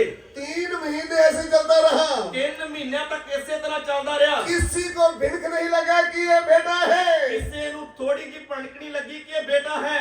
जब वो छुपा नहीं पाई ਉਹ ਪਰ ਜਦੋਂ ਲੁਕੋ ਨਾ ਸਕੀ तब विश्वास योग प्रभु के हाथ में उसको दे दिया। ਤਾਂ ਵਿਸ਼ਵਾਸਯੋਗ ਪ੍ਰਭੂ ਦੇ ਹੱਥ ਵਿੱਚ ਆਪਣੇ ਬੱਚੇ ਦੇ ਭਵਿੱਖ ਨੂੰ ਸੌਂਪ ਦਿੱਤਾ ਹੈ। प्रभु अगर इसके द्वारा ही हमारा छुटकारा है तो आपके हाथ में इसको सौंप दिया है। ਜੇਕਰ ਇਸੇ ਬੱਚੇ ਨੂੰ ਤੂੰ ਸਾਨੂੰ ਛੁਟਕਾਰਾ ਦੇਣ ਲਈ ਚੁਣਿਆ ਹੈ ਤਾਂ ਮੈਂ ਇਸ ਨੂੰ ਤੇਰੇ ਹੱਥ 'ਚ ਸੌਂਪ ਦਿੰਦੀ ਹਾਂ। मूसा ऐसा काला कलूटा बच्चा नहीं था। मूसा ਕਾਲਾ ਕਲੂਟਾ ਬੱਚਾ ਨਹੀਂ ਸੀ। दुबला पतला नहीं था। ਉਹ ਦੁਬਲਾ ਪਤਲਾ ਬੱਚਾ ਨਹੀਂ ਸੀ। किसी का ऐसा बच्चा है तो मैं उसको बुरा नहीं बोल रहा हूँ। ਕਿਸੇ ਦਾ ਵੀ ਜੇਕਰ ਇਸ ਤਰ੍ਹਾਂ ਦਾ ਬੱਚਾ ਹੈ ਤਾਂ ਮੈਂ ਉਸ ਨੂੰ ਬੁਰਾ ਨਹੀਂ ਬੋਲ ਰਿਹਾ। माँ के लिए तो कैसा भी हो बोलती मेरा सरदार है। ਕਿਸ ਤਰ੍ਹਾਂ ਦਾ ਵੀ ਬੱਚਾ ਹੋਏ ਉਹ ਆਪਣੇ ਮਾਂ-ਬਾਪ ਦਾ ਸਰਦਾਰ ਆ। लेकिन मेरे कहने का मतलब मूसा खूबसूरत था। ਮੇਰੇ ਕਹਿਣ ਦਾ ਸਿਰਫ ਇਹੀ ਮਤਲਬ ਹੈ ਕਿ मूसा ਸੁੰਦਰ ਬੱਚਾ ਸੀ। आप बोलेंगे कि आपने क्या देखा था? ਹੁਣ ਤੁਸੀਂ ਆਖੋਗੇ ਵੀ ਪਾਸਟਰ ਜੀ ਤੁਸੀਂ ਕਿਵੇਂ ਵੇਖਿਆ? क्या राजे की बेटी ने देखा था कि नहीं? ਰਾਜੇ ਦੀ ਬੇਟੀ ਨੇ ਵੇਖਿਆ ਸੀ ਜਾਂ ਨਹੀਂ? देखा था कि नहीं? ਦੇਖਿਆ ਸੀ ਜਾਂ ਨਹੀਂ? उसको कैसे लगा? ਉਹਨੂੰ ਬੱਚਾ ਵੇਖਦਿਆਂ ਕਿਵੇਂ ਲੱਗਿਆ? सुंदर सुंदर। ਸੁੰਦਰ ਲੱਗਾ। तब उसने बोला ये मेरा बेटा बना लूंगी। ਔਰ ਉਸਨੇ ਵੇਖਦੇ ਹੀ ਆਖਿਆ ਇਹਨੂੰ ਮੈਂ ਆਪਣਾ ਬੱਚਾ ਬਣਾ ਲਵਾਂਗੀ। क्यों सुंदर लगा? ਕਿਉਂ ਸੋਹਣਾ ਲੱਗਿਆ? ये प्रभु का चुना हुआ है। ਇਹ ਪ੍ਰਭੂ ਦਾ ਚੁਣਿਆ ਹੋਇਆ ਹੈ। आपको भाई बहन सुंदर क्यों लग रहा है? ਇਹ ਭੈਣ ਭਾਈ ਸੁੰਦਰ ਕਿਉਂ ਲੱਗ ਰਿਹਾ ਹੈ? आज के जमाने में भाई बहन आपको सुंदर क्यों लगता है? ਅੱਜ ਦੇ ਜ਼ਮਾਨੇ ਵਿੱਚ ਭੈਣ ਭਾਈ ਸਾਨੂੰ ਸੋਹਣੇ ਕਿਉਂ ਲੱਗਦੇ ਹਨ? ये प्रभु का चुना हुआ है। ਇਹ ਪ੍ਰਭੂ ਦਾ ਚੁਣਿਆ ਹੋਇਆ ਹੈ। सुंदर से सुंदर बहुत है। ਸੁੰਦਰ ਤੋਂ ਸੁੰਦਰ ਤਾਂ ਬਹੁਤ ਹਨ। बहुत ब्यूटीफुल है। ਬਹੁਤ ਸੋਹਣੇ ਤੋਂ ਸੋਹਣੇ ਪਏ ਆ। लेकिन प्रभु का चुना हुआ अलग ही दिखता ਪਰ है। ਪ੍ਰਭੂ ਦਾ ਚੁਣਿਆ ਅਲੱਗ ਹੀ दिखता है। शमूएल के सामने अलीहा वगैरह बहुत जुआन आए थे। ਸਾਮੂएल ਦੇ ਸਾਹਮਣੇ ਯੱਸੀ ਦੇ ਪੁੱਤਰ ਬਹੁਤ ਜਵਾਨ ਆਏ ਸੀ। लेकिन बस। परमेश्वर क्या बोलता है? ਪਰ ਪਰਮੇਸ਼ਰ ਕੀ ਆਖਦਾ ਹੈ? मुझे नहीं पसंद। ਮੈਨੂੰ ਨਹੀਂ ਪਸੰਦ। शमूएल भी हैरान हो गया। ਸਾਮੂएल ਵੀ ਹੈਰਾਨ ਹੋ ਗਿਆ। फिर सबसे छोटे वाला आता है, मोटी आंखें हैं, गालों में लाली झलक रही है, बोला यही है मेरा। ਫਿਰ ਸਭ ਤੋਂ ਛੋਟਾ ਆਉਂਦਾ ਹੈ ਜਿਸ ਦੀਆਂ ਮੋਟੀਆਂ ਅੱਖਾਂ और गल्ला के ऊपर लाली है। उसका नाम है दाऊद। और प्रभु सामने को बोले ये मेरा है और इसका नाम है दाऊद। वो कॉलेज से आ रहा था। क्यों कॉलेज तो पढ़ के आ रहा सी? वो क्या LLB कर रहा था? वो वकील की पढ़ाई कर रहा सी। अरे भेड़ बकरियां चरा रहा वो था। भेड़ां बकरियां चरा रहा सी। मनुष्य को बाहर से देखता है लेकिन परमेश्वर भीतर से देखता है। मनुष्य नूं बाहरों देखता है पर यहोवा हिरदियां नूं देखदा है। हालेलुया। हालेलुया। इधर में कितने अनपढ़ भाई बहन बैठे होंगे। ਇੱਥੇ ਕਿੰਨੇ ਅਨਪੜ੍ਹ ਭੈਣ ਭਰਾ ਬੈਠੇ ਹਨ। आपको चिंता करने की जरूरत नहीं। ਤੁਹਾਨੂੰ ਚਿੰਤਾ ਕਰਨ ਦੀ ਲੋੜ ਨਹੀਂ। हे प्रभु, हे प्रभु, अगर मैं पढ़ी होती मैं भी तेरी सेवा करती। ਜੇਕਰ ਮੈਂ ਕਿਤੇ ਪੜ੍ਹੀ ਹੁੰਦੀ ਮੈਂ ਵੀ ਤੇਰੀ ਸੇਵਾ ਕਰਦੀ। प्रभु जो मैं भी पढ़ा लिखा होता तेरी सेवा करता। ਪ੍ਰਭੂ ਮੈਂ ਵੀ ਜੋ ਪੜ੍ਹਿਆ ਲਿਖਿਆ ਹੁੰਦਾ ਤੇਰੀ ਸੇਵਾ ਕਰਦਾ। ये जो परमेश्वर है, ਇਹ ਜੋ ਪਰਮੇਸ਼ਵਰ ਹੈ ये तो मछली पकड़ने वालों से प्रचार करवा देता है। ਇਹ ਤਾਂ ਮੱਛੀਆਂ ਫੜਨ ਵਾਲਿਆਂ ਤੋਂ ਪ੍ਰਚਾਰ ਕਰਵਾ ਦਿੰਦਾ ਹੈ। इधर में हमारा प्रभु का एक दास बैठा है। ਇੱਧਰ ਸਾਡਾ ਇੱਕ ਪ੍ਰਭੂ ਦਾ ਦਾਸ ਬੈਠਾ ਹੈ। कभी भी शायद स्कूल में गए नहीं है। ਉਹ ਕਦੇ ਵੀ ਸਕੂਲ ਦੇ ਵਿੱਚ ਨਹੀਂ ਗਿਆ। आप उसका प्रचार सुनना। ਤੁਸੀਂ ਉਹਦਾ ਪ੍ਰਚਾਰ ਸੁਣਿਓ। बाइबल पढ़ता है, ਉਹ ਬਾਈਬਲ ਪੜ੍ਹਦੇ ਹਨ, प्रचार करता है, ਪ੍ਰਚਾਰ ਕਰਦੇ ਹਨ। दबका लगाते समय भी बहुत अच्छी तरह लगाता है। ਔਰ ਜਦੋਂ ਤਾੜਨਾ ਦਿੰਦੇ ਆ ਤਾਂ ਬੜੀ ਚੰਗੀ ਤਰ੍ਹਾਂ ਨਾਲ ਤਾੜਨਾ ਦਿੰਦੇ ਆ। पढ़े लिखे भी कामते हैं। ਉਹ ਪੜ੍ਹੇ ਲਿਖੇ ਵੀ ਕੰਮ ਜਾਂਦੇ ਆ। प्रभु का अनुग्रह हुआ है। ਪਰਮੇਸ਼ਰ ਦੀ ਕਿਰਪਾ ਹੋਈ ਹੈ। दूसरे आपको चुन लिया है। ਉਹਨੇ ਤੁਹਾਨੂੰ ਚੁਣ ਲਿਆ ਹੈ। आपका घमंड कुछ भी नहीं है। ਤੁਹਾਡਾ ਕਮਾਂਡ ਕੁਝ भी नहीं। कभी आपको मौका मिल गया यूट्यूब में, फेसबुक में आने का, तो जो कुछ आप हैं उससे बढ़कर नहीं बताना। ਜੇਕਰ ਤੁਹਾਨੂੰ YouTube ਤੇ Facebook ਤੇ ਆਉਣ ਦਾ ਮੌਕਾ ਮਿਲ ਗਿਆ ਤਾਂ ਜੋ ਕੁਝ ਤੁਸੀਂ ਹੈਗੇ ਹੋ ਉਹੀ ਰਹੋ, ਉਸ ਤੋਂ ਵੱਧ ਕੁਛ ਨਾ ਦੱਸਿਓ। मैं हाथ जोड़ता हूँ। ਮੈਂ ਤੁਹਾਡੇ ਅੱਗੇ ਹੱਥ ਜੋੜ ਦਿੰਦਾ ਆ। जितने नए सेवक हैं, ਜਿੰਨੇ ਨਵੇਂ ਸੇਵਕ ਹਨ, दास दासियां हैं, ਦਾਸ ਦਾਸੀਆਂ ਹਨ, आपको आगे चलना है तो आप जो है उतना ही रहना, ज्यादा मत दिखाना। ਜੇਕਰ ਤੁਸੀਂ ਅੱਗੇ ਵਧਣਾ ਤਾਂ ਜੋ ਹੈਗੇ ਉਹੇ ਰਹੋ, ਜ਼ਿਆਦਾ ਵੱਧ ਨਾ ਵਿਖਾ ਦਿਓ। क्योंकि वचन ये इजाजत तो नहीं देता। ਕਿਉਂਕਿ ਵਚਨ ਇਹ ਆਗਿਆ ਨਹੀਂ ਦਿੰਦਾ। बोला जो कुछ है उससे बढ़कर नहीं दिखाना। ਵਚਨ ਕਹਿੰਦਾ ਜੋ ਕੁਝ ਤੁਸੀਂ ਹੋ ਉਸ ਤੋਂ ਵੱਧ ਕੁਛ ਨਾ ਦਿਖਾਓ। काम दिखाओगे तो अच्छा है। ਜੇਕਰ ਆਪਣੇ ਆਪ ਨੂੰ ਘੱਟ ਹੀ ਵਿਖਾਓਗੇ ਤਾਂ ਚੰਗਾ ਹੈ। हमारे जीवन में नमूना कितना है, ਸਾਡੇ ਜੀਵਨ ਦੇ ਵਿੱਚ ਨਮੂਨਾ ਕਿੰਨਾ ਹੈ, उतना ही जोर से प्रचार करना है। ਉਹਨਾਂ ਹੀ ਜ਼ੋਰ ਨਾਲ ਪ੍ਰਚਾਰ ਕਰਨਾ ਹੈ। अगर आपके जीवन में नमूना नहीं है, ਜੇਕਰ ਤੁਹਾਡੇ ਜੀਵਨ ਦੇ ਵਿੱਚ ਨਮੂਨਾ ਨਹੀਂ ਹੈਗਾ, आप उपदेश में बने नहीं है, ਜੇਕਰ ਤੁਸੀਂ ਉਪਦੇਸ਼ ਦੇ ਵਿੱਚ नहीं बने, आप मिले जुले हैं जैसे मिक्सचर होता है ਜੇਕਰ ਔਰ ਤੁਸੀਂ ਮਿਲੇ ਜੁਲੇ ਰਹਿੰਦੇ ਹੋ दुनिया के साथ, ਦੁਨੀਆ ਦੇ ਨਾਲ, फिर आप उतना ही बोलो जितना आपके पास है। ਤਾਂ ਫਿਰ ਤੁਸੀਂ ਉਨਾ ਹੀ ਬੋਲਿਓ ਜਿੰਨਾ ਤੁਹਾਡੇ ਕੋਲ ਆ। आप ज्यादा कभी मत बोलो, ਜ਼ਿਆਦਾ ਵੱਧ ਨਾ ਬੋਲਿਓ, ताकि प्रभु आपका विरोधी न बन जाए, ਤਾਂ ਜੋ ਕਿਤੇ ਪ੍ਰਭੂ ਤੁਹਾਡਾ ਵਿਰੋਧੀ ਨਾ ਬਣ ਜਾਏ, घमंड आपका उतर न जाए। ਕਿਤੇ ਤੁਹਾਡਾ ਕਮਾਂਡ ਪਰਮੇਸ਼ਰ ਵੱਲੋਂ ਉੱਤਰ ਨਾ ਜਾਏ। इसलिए आपका स्थान आपको हमेशा याद रहना चाहिए। ਇਸ ਲਈ ਤੁਹਾਡਾ ਸਥਾਨ ਤੁਹਾਨੂੰ ਹਮੇਸ਼ਾ ਯਾਦ ਰਹਿਣਾ ਚਾਹੀਦਾ ਹੈ। आपको प्रभु ने कहाँ रखा है उससे बढ़कर ऊपर नहीं जाना। ਜਿੱਥੇ ਪ੍ਰਭੂ ਨੇ ਤੁਹਾਨੂੰ ਰੱਖਿਆ ਉੱਥੇ ਹੀ ਰਹੋ, ਉਸ ਤੋਂ ਵੱਧ ਕੇ ਉੱਪਰ ਨਾ ਆਇਓ। आपके विचार बड़े नहीं होने चाहिए, आपकी बातें बड़ी नहीं होनी चाहिए। ਤੁਹਾਡੇ ਵਿਚਾਰ ਵੱਡੇ ਨਹੀਂ ਹੋਣੇ ਚਾਹੀਦੇ, ਤੁਹਾਡੀਆਂ ਗੱਲਾਂ ਵੱਡੀਆਂ ਨਹੀਂ ਹੋਣੀਆਂ ਚਾਹੀਦੀਆਂ। आप वचन के दायरे में रहना चाहिए, ਤੁਸੀਂ ਵਚਨ ਦੇ ਦਾਇਰੇ ਦੇ ਵਿੱਚ ਰਹਿਣਾ ਹੈ, नहीं तो आप फेल हो जाएंगे, ਨਹੀਂ ਤਾਂ ਤੁਸੀਂ ਫੇਲ ਹੋ ਜਾਓਗੇ, किसी काम के नहीं रहेंगे। ਕਿਸੇ ਵੀ ਕੰਮ ਦੇ ਨਹੀਂ ਰਹੋਗੇ। जो अनुग्रह है वो भी उठ जाएगा आपसे। ਜੋ ਕਿਰਪਾ ਹੈਗੀ ਉਹ ਵੀ ਚਲੀ ਜਾਏਗੀ। लोग आपकी बात मानेंगे नहीं। ਲੋਕ ਤੁਹਾਡੀਆਂ ਗੱਲਾਂ ਨਹੀਂ ਮੰਨਣਗੇ। जब इस्राएल के राजों ने अपनी मर्जी किया, ਜਦੋਂ ਜਦੋਂ ਇਸਰਾਇਲ ਦੇ ਰਾਜਿਆਂ ਨੇ ਆਪਣੀਆਂ ਮਰਜ਼ੀਆਂ ਕੀਤੀਆਂ, इस्राएल कौम बिगड़ गई, ਇਸਰਾਇਲ ਕੌਮ ਵਿਗੜ ਗਈ, परमेश्वर उनके साथ रूठ गया। ਪਰਮੇਸ਼ਰ ਉਹਨਾਂ ਨਾਲ ਗੁੱਸੇ ਹੋ ਗਿਆ। दूसरे राज का राजा आकर उसके ऊपर हमला कर दिया। ਦੂਸਰੇ अन्य ਜਾਤੀ ਰਾਜਿਆਂ ਨੇ ਆ ਕੇ ਉਹਨਾਂ ਉੱਤੇ ਹਮਲੇ ਕਰ ਦਿੱਤੇ। परमेश्वर के पवित्र मंदिर को बर्बाद कर दिया है। ਪਰਮੇਸ਼ਰ ਦੇ ਪਵਿੱਤਰ ਮੰਦਰ ਨੂੰ ਬਰਬਾਦ ਕਰ ਦਿੱਤਾ। अभी भी परमेश्वर का पवित्र मंदिर जो कलीसिया है उसको शैतान दुष्ट आत्मा बिगाड़ देगा। ਅੱਜ ਵੀ ਜੋ ਪਰਮੇਸ਼ਰ ਦਾ ਮੰਦਰ ਕਲੀਸਿਆ ਹੈ ਉਹਨੂੰ ਸ਼ੈਤਾਨੀ ਆਤਮਾਵਾਂ ਵਿਗਾੜ ਦੇਣਗੀਆਂ। सेवक लोग घमंडी बन के अधीनता में नहीं रहे, प्रभु का भय नहीं मान रहे, ਸੇਵਕ ਲੋਕ ਘਮੰਡੀ ਬਣ ਕੇ ਅਗुवाओं ਦੇ ਅਧੀਨ ਨਹੀਂ ਰਹੇ तो आपका हाल क्या होगा? ਤਾਂ ਤੁਹਾਡਾ ਹਾਲ ਕੀ ਹੋਏਗਾ? आपको पता नहीं चलेगा, दूसरा आत्मा भी कलीसिया में घुस जाएगा। ਤੁਹਾਨੂੰ ਪਤਾ ਹੀ ਨਹੀਂ ਲੱਗੇਗਾ ਕਦੋਂ ਦੂਸਰਾ ਆਤਮਾ ਕਲੀਸਿया ਦੇ ਵਿੱਚ ਆ ਜਾਏਗਾ, क्योंकि कोई परखने वाला है नहीं। ਕਿਉਂਕਿ ਕੋਈ ਪਰਖਣ ਵਾਲਾ ਨਹੀਂ ਰਿਹਾ। आप सब कुछ है, ਤੁਸੀਂ ਸਭ ਕੁਝ ਬਣ ਗਏ, प्रेरित भी, भविष्यवक्ता भी, पास्टर भी, टीचर भी, सब कुछ आप बन गए। रसूल भी ਤੁਸੀਂ ਬਣ ਗਏ, ਨਬੀ ਵੀ ਤੁਸੀਂ ਬਣ ਗਏ, ਪ੍ਰਚਾਰਕ ਵੀ ਤੁਸੀਂ ਬਣ ਗਏ, ਟੀਚਰ ਵੀ ਤੁਸੀਂ ਬਣ ਗਏ। प्रभु की सेवा करने वाले सेवकों दासियों होश में आ जाओ। ਪ੍ਰਭੂ ਦੀ ਸੇਵਾ ਕਰਨ ਵਾਲੇ ਸੇਵਕੋ दासियों होश दे ਵਿੱਚ आ जाओ। अपना नाश होने से पहले आप अपने कंट्रोल में आ जाएं। नाश होने तो पहला अपने कंट्रोल दे ਵਿੱਚ आ जाओ। परमेश्वर अधीनों के ऊपर अनुग्रह करता है, परमेश्वर खलीमा ते कृपा करता है, अभिमानियों का सामना करता है। पर कमंडियां ਦਾ ਸਾਹਮਣਾ ਕਰਦਾ ਹੈ। यही हम सीख रहे हैं। ਇਹੀ ਅਸੀਂ ਸਿੱਖ ਰਹੇ ਹਾਂ। नहमिया कैसा था? ਨਹਮੀਆ ਕਿਸ ਤਰ੍ਹਾਂ ਦਾ ਵਿਅਕਤੀ ਸੀ? नम्र मन का।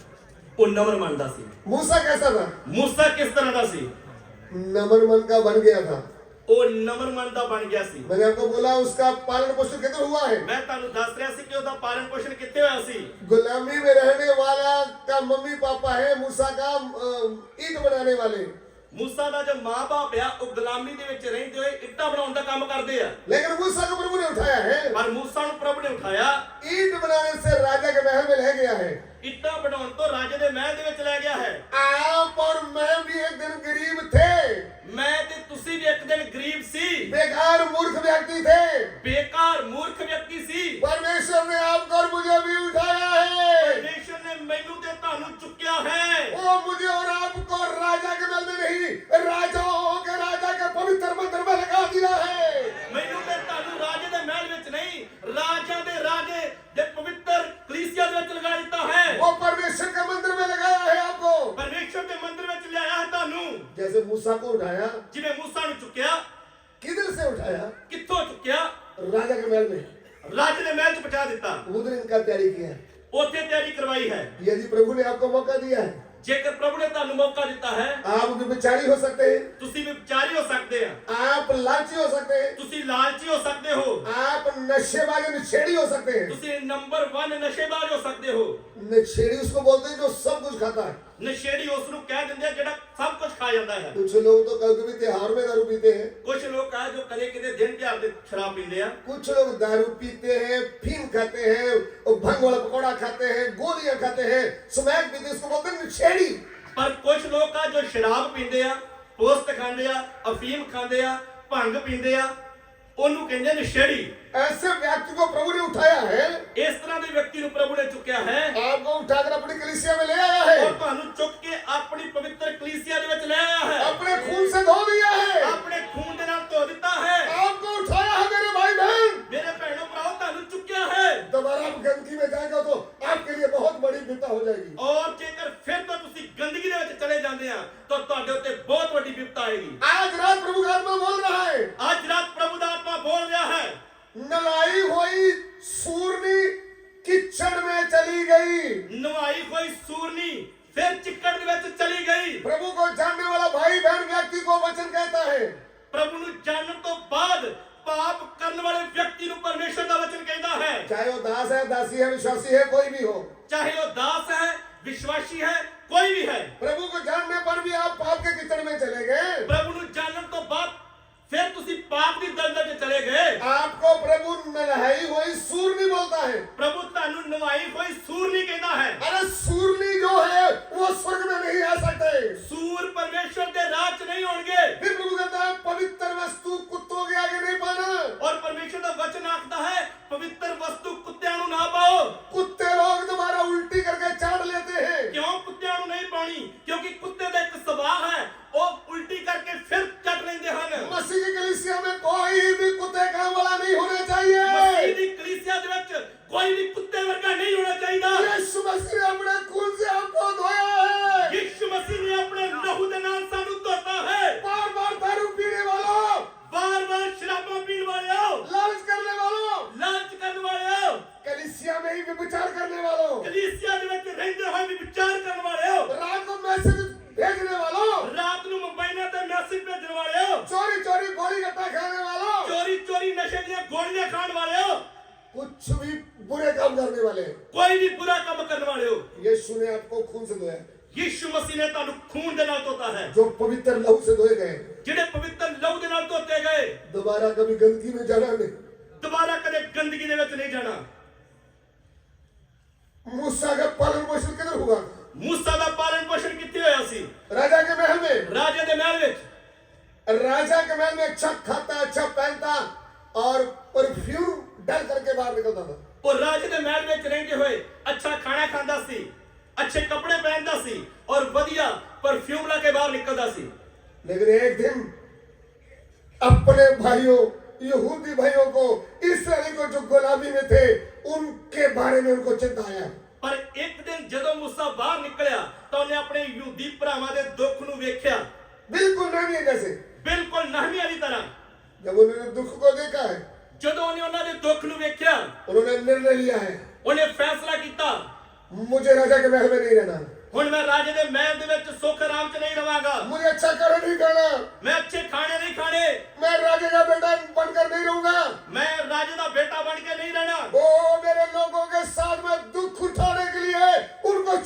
का काम करूंगा। मैं अपने लोगों के नाल दुख सहूंगा और ਉਹਨਾਂ ਨੂੰ ਛਡਾਉਣ ਦਾ ਕੰਮ ਕਰਾਂਗਾ।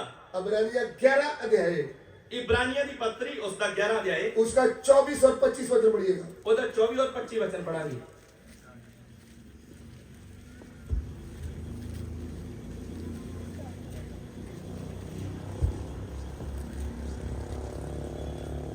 ਨੀਚਾ ਨਾਲ मूसा ने जब ਸਿਆਣਾ ਹੋਇਆ ਤਾਂ ਫਿਰਾਉਨ ਦੀ ਧੀ ਦਾ ਪੁੱਤਰ ਖਵਾਉਣ ਤੋਂ ਇਨਕਾਰ ਕੀਤਾ, ਕਿਉਂ ਜੋ ਨੇ ਪਾਪ ਤੇ ਭੋਗ ਵਿਲਾਸ ਨਾਲੋਂ ਜੋ ਥੋੜੇ ਚਿਰ ਲਈ ਹੈ ਪਰਮੇਸ਼ਵਰ ਦੀ ਪਰਚਾ ਨਾਲ ਜਬਰੀ ਚੱਲਣ ਨੂੰ ਬਾਲਾ ਪਸੰਦ ਕੀਤਾ।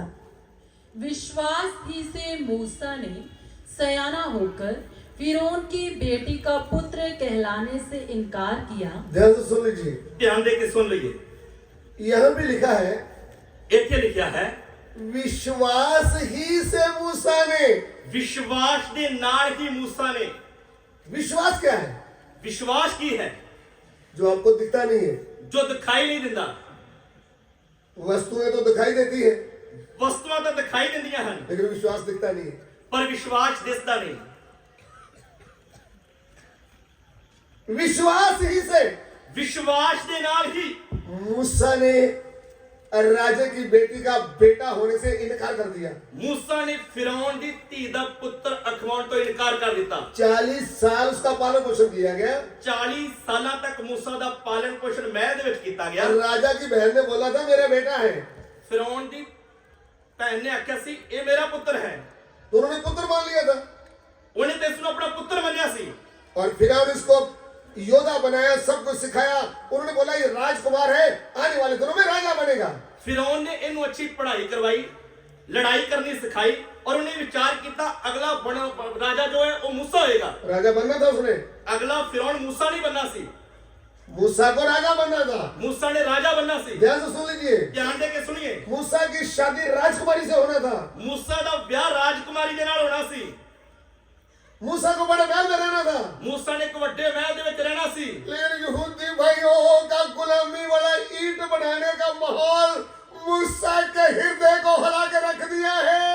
जदों मूसा ने अपने यहूदी भरावां नूं गुलामी करदे होए वेख्या, इत्ता बनाउंदे होए वेख्या, उस गल ने ओदे मन नूं हिला के रख दिता।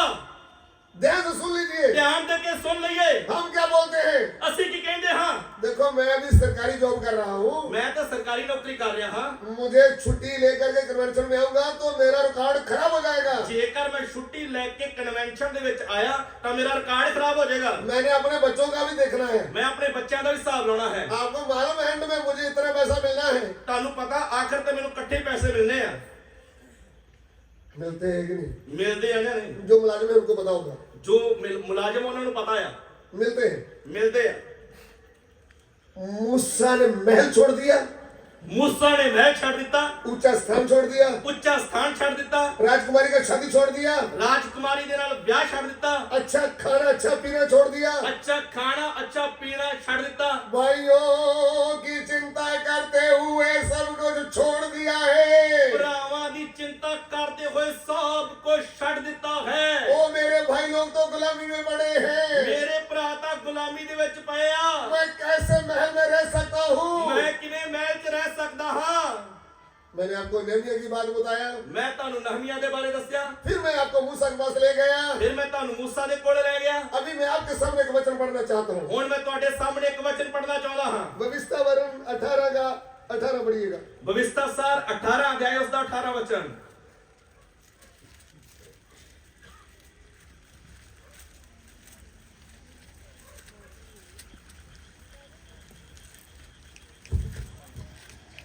ਤਾਂ ਐਉਂ ਹੋਵੇਗਾ ਕਿ ਜਿਹੜਾ ਮਨੁੱਖ ਮੇਰੇ ਸ਼ਬਦ ਨਾ ਸੁਨੇਗਾ, ਜੋ भविष्य सार 18 अध्याय उसका 18 वचन। ਮੈਂ ਉਹਨਾਂ ਲਈ ਉਹਨਾਂ ਦੇ ਭਰਾਵਾਂ ਵਿੱਚੋਂ ਤੇਰੇ ਵਰਗਾ ਇੱਕ ਨਬੀ ਖੜਾ ਕਰਾਂਗਾ ਅਤੇ ਮੈਂ ਆਪਣੇ ਸ਼ਬਦ ਉਸ ਦੇ ਮੂੰਹ ਵਿੱਚ ਪਾਵਾਂਗਾ। आमीन। आमीन।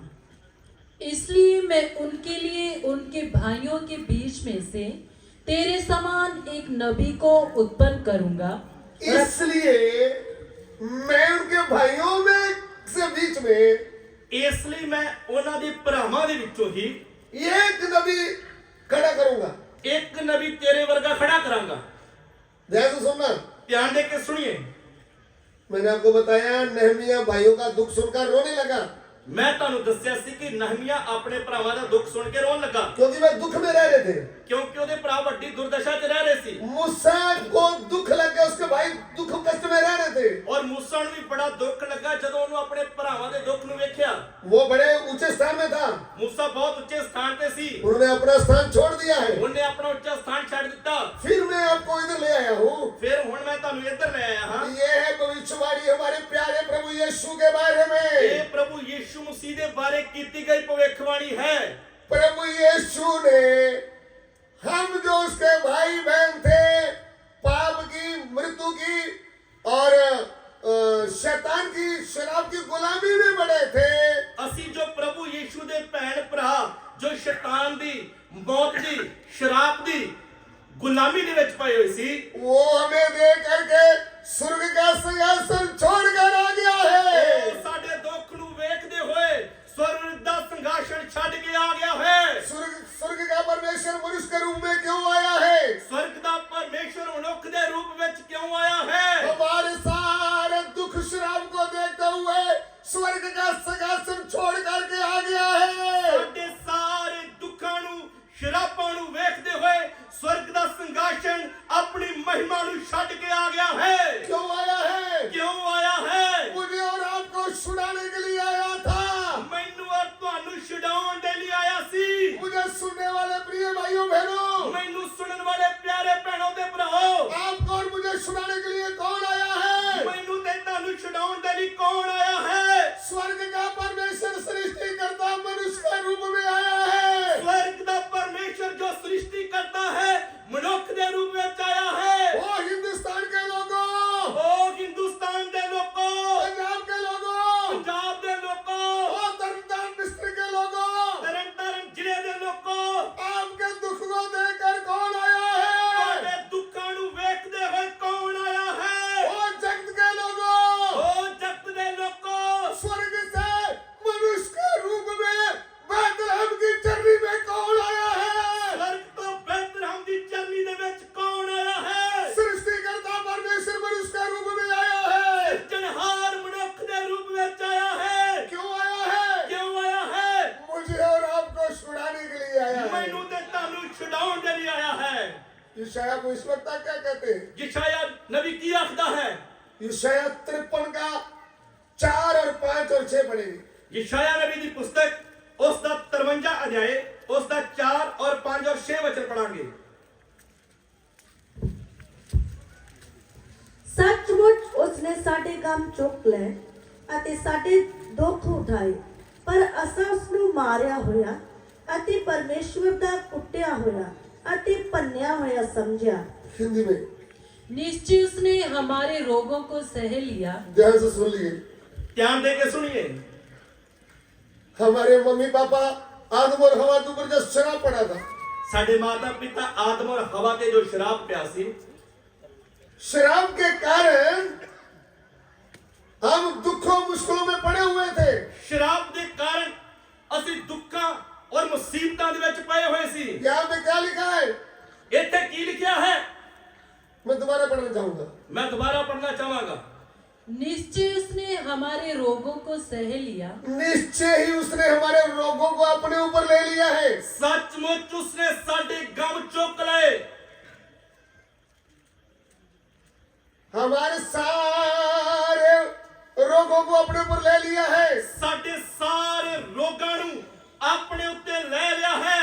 बीमारी के कारण इस टेंट के नीचे बैठने वाले प्रिय भाइयों बहनों, ਬਿਮਾਰੀ ਸਰੀਰ ਦੇ ਵਿੱਚ ਹੋਣ ਦੇ ਬਾਅਦ ਵੀ ਇਸ ਟੈਂਟ ਦੇ ਥੱਲੇ ਬੈਠਣ ਵਾਲੇ ਭੈਣੋ ਤੇ ਭਰਾਵੋ, कान खोल कर सुन लो। ਹੁਣ ਤੁਸੀਂ ਕੰਨ ਖੋਲ ਕੇ ਸੁਣ ਲਓ। सारे रोगों के लिए प्रभु ने अपने ऊपर आपके रोग उठा लिए हैं। ਪ੍ਰਭੂ ਨੇ ਆਪਣੇ ਸਰੀਰ ਦੇ ਉੱਪਰ ਸਾਡੇ ਲਈ ਸਾਰੇ ਰੋਗ ਸਾਡੇ ਚੁੱਕ ਲਏ ਹਨ। आपको कोई भी बीमारी है, घबराने की जरूरत नहीं। ਤੁਹਾਨੂੰ ਕੋਈ ਵੀ ਬਿਮਾਰੀ ਹੈ, ਘਬਰਾਉਣ ਦੀ ਜ਼ਰੂਰਤ ਨਹੀਂ। आपको चंगा करने के लिए प्रभु ने आपके सारे रोग अपने ऊपर ले लिए हैं। ਤੁਹਾਨੂੰ ਚੰਗੇ ਕਰਨ ਦੇ ਲਈ ਪ੍ਰਭੂ ਨੇ ਤੁਹਾਡੇ ਸਾਰੇ ਰੋਗ ਆਪਣੇ ਉੱਤੇ ਲੈ ਲਏ ਹਨ। जी हाँ, उठा लिया और हमारे दुखों को अपने ऊपर उठा लिया है। ਉਹਨੇ ਸਾਡੇ ਦੁੱਖਾਂ ਨੂੰ ਆਪਣੇ ਉੱਤੇ ਲੈ ਲਿਆ ਹੈ। हाँ, तो भी हमने उसे परमेश्वर का मारा कूटा और दुर्दशा में पड़ा हुआ समझा। हमने उसको क्या समझा है? ਪਰ ਅਸੀਂ ਉਸ ਨੂੰ ਕੀ ਸਮਝਿਆ ਹੈ? परमेश्वर का मारा कूटा हुआ। ਪਰਮੇਸ਼ਰ ਦਾ ਮਾਰਿਆ ਹੋਇਆ ਕੁੱਟਿਆ ਹੋਇਆ। आगे क्या लिखा है? ਅੱਗੇ ਕੀ ਲਿਖਿਆ ਹੈ? परंतु मैं हमारे ही अपराधों के कारण घायल किया गया। ध्यान से सुन लीजिए, ਧਿਆਨ ਦੇ ਕੇ ਸੁਣੀਏ। अपराध तो हमने किए हैं। ਅਪਰਾਧ ਤਾਂ ਅਸੀਂ ਕੀਤੇ, अरे छुप छुप करके हमने पाप किए, मजा उठाया। ਲੁਕ ਲੁਕ ਕੇ ਅਸੀਂ ਪਾਪ ਕੀਤੇ, ਮਜ਼ਾ ਉਠਾਇਆ। हमारे पापों का दंड किसके ऊपर डाला है? ਸਾਡੇ ਪਾਪਾਂ ਦੀ ਸਜ਼ਾ ਕਿਹਦੇ ਉੱਤੇ ਦਿੱਤੀ ਹੈ? सृष्टिकर्ता परमेश्वर जो मनुष्य के रूप में आया है, ਸ੍ਰਿਸ਼ਟੀਕਰਤਾ ਪਰਮੇਸ਼ਰ ਜੋ ਮਨੁੱਖ ਦੇ ਰੂਪ ਵਿੱਚ ਆਇਆ ਹੈ, जिसका नाम प्रभु यीशु है, ਜਿਸ ਦਾ ਨਾਮ ਪ੍ਰਭੂ ਯੀਸ਼ੂ ਹੈ, वो हमारे भाइयों को छुड़ाने के लिए मनुष्य बनकर आया है। ਉਹ ਆਪਣੇ ਭਰਾਵਾਂ ਨੂੰ ਛਡਾਉਣ ਦੇ ਲਈ ਮਨੁੱਖ ਬਣ ਕੇ ਆਇਆ ਹੈ। वो हमारे दुखों को अपने ऊपर ले लिया है। ਉਹਨੇ ਸਾਡੇ ਦੁੱਖਾਂ ਨੂੰ ਆਪਣੇ ਉੱਤੇ ਲੈ ਲਿਆ ਹੈ। वो हमारे गम को उठा लिया है। ਉਹਨੇ ਸਾਡੇ ਰੋਗਾਂ ਨੂੰ ਚੁੱਕ ਲਿਆ ਹੈ। हमारे अपराधों को अपने ऊपर ले लिया ਸਾਡੇ है। ਅਪਰਾਧਾਂ ਨੂੰ ਆਪਣੇ ਉੱਤੇ ਲੈ ਲਿਆ ਹੈ। उसके मार खाने से हम चंगे हो गए। ਉਹਦੇ ਮਾਰ ਖਾਣ ਦੇ ਨਾਲ ਅਸੀਂ ਨਿਰੋਏ ਕੀਤੇ ਗਏ। हम तो भेड़ों की नहीं बन के हुए ਅਸੀਂ थे। ਤਾਂ ਭੇਡਾਂ ਦੀ ਤਰ੍ਹਾਂ ਭੁੱਲੇ ਫਿਰਦੇ ਸੀ। ओ, उसके द्वारा हम वापस आ गए। ਉਹਦੇ ਦੁਆਰਾ ਅਸੀਂ ਵਾਪਸ ਆ ਗਏ। वो कौन है? ਉਹ ਕੌਣ ਹੈ? आपको और मुझको प्रेम करने वाला प्यारा प्रभु यीशु। ਮੈਨੂੰ ਤੇ ਤੁਹਾਨੂੰ ਪਿਆਰ ਕਰਨ वाला प्यारा प्रभु यीशु। वो क्या कहता है? ਉਹ ਕੀ ਕਹਿੰਦਾ ਹੈ? पवित्र आत्मा उसके विषय में क्या कहता है? ਪਵਿੱਤਰ ਆਤਮਾ ਉਸਦੇ ਵਿਸ਼ੇ ਵਿੱਚ ਕੀ ਆਖਦਾ ਹੈ? इब्रानियों की पत्री 2 अध्याय उसका 11 वचन पढ़िए। ਇਬਰਾਨੀਆਂ ਦੀ ਪੱਤਰੀ 2 ਅਧਿਆਇ ਉਸਦਾ 11 ਵਚਨ ਪੜ੍ਹੀਏਗਾ।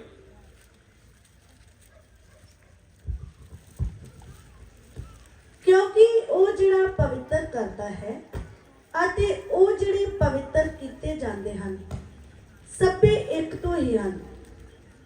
ਇਸ ਕਰਕੇ ਉਹ ਉਹਨਾਂ ਨੂੰ ਪ੍ਰਾਰਥਨਾ ਤੋਂ ਨਹੀਂ ਸ਼ਰਮਾਉਂਦਾ। आमीन। क्योंकि पवित्र करने वाला क्योंकि पवित्र करने वाला, क्योंकि पवित्र करने वाला और जो पवित्र किए जाते हैं जो पवित्र किए जाते हैं, ਅਤੇ ਜਿਹੜੇ ਪਵਿੱਤਰ ਕੀਤੇ ਜਾਂਦੇ ਹਨ सब एक ही मूल से हैं। सब एक ही मूल से है। ਸਭੇ ਇੱਕੋ ਤੋਂ ਹਨ। इसी कारण मैं उन्हें भाई कहने से नहीं लजाता। इसी कारण वो हमें भाई कहने से शर्म नहीं करता।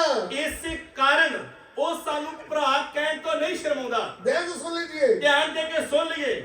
नहमी अपने भाइयों के लिए रो रहा था। ਨਹਮੀਆ ਆਪਣੇ ਭਰਾਵਾਂ ਦੇ ਲਈ ਰੋ ਰਿਹਾ ਸੀ। मूसा दुख से वह छोड़ दिया है।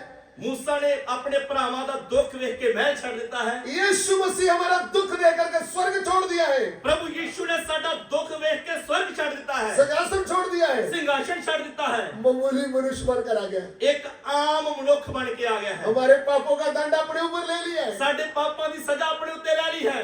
39 कोरडे कब्र में डाले गए। 39 कोरडे ओदी कमर ते मारे गए। उसके सिर में कांटों का ताज रखा गया। ओदे सिर ते कंडियां दा ताज रखा गया। उसके कांधे पर भारी करूस रखा गया। ओदे मोढे ते भारी सलीब रखी गई। हाथों में कील लगाए गए। हत्थां दे विच किल लाए गए। पांव में कील लगाया है। पैरां विच किल लाए गए। मुंह थूक से भरा है। ओदा मुंह थुक दे नाल भरिया है। क्रूस के ऊपर लटक रहा है। सलीब दे उत्ते लटक रिया है। ये कौन है?